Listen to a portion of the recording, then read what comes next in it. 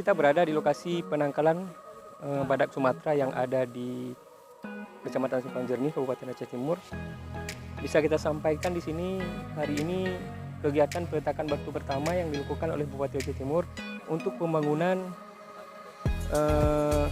Sumatera, Suaka Rino Sumatera, yang nantinya di kawasan ini akan dibangun tempat penangkalan badak, kemudian beberapa fasilitas lainnya sebagai pendukung. Hari ini peletakan batu pertamanya dihadiri beberapa orang dari BKPSDA, dari Provinsi Aceh, juga dari Jakarta, yang melakukan kunjungan untuk pembangunan penangkalan badak Sumatera ini.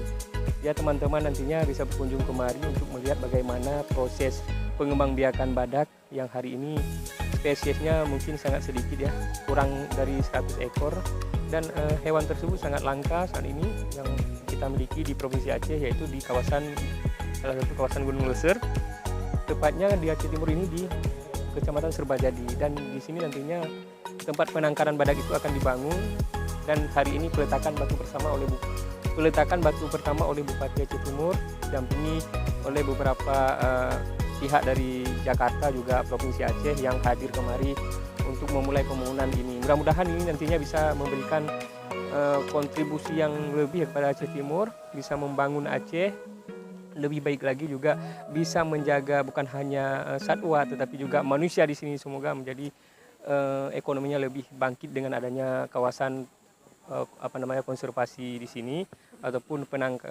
penangkaran badak Sumatera ini. Terima kasih, ikuti kami terus dan jangan lupa tekan subscribe-nya teman-teman. Oke, assalamualaikum warahmatullahi wabarakatuh.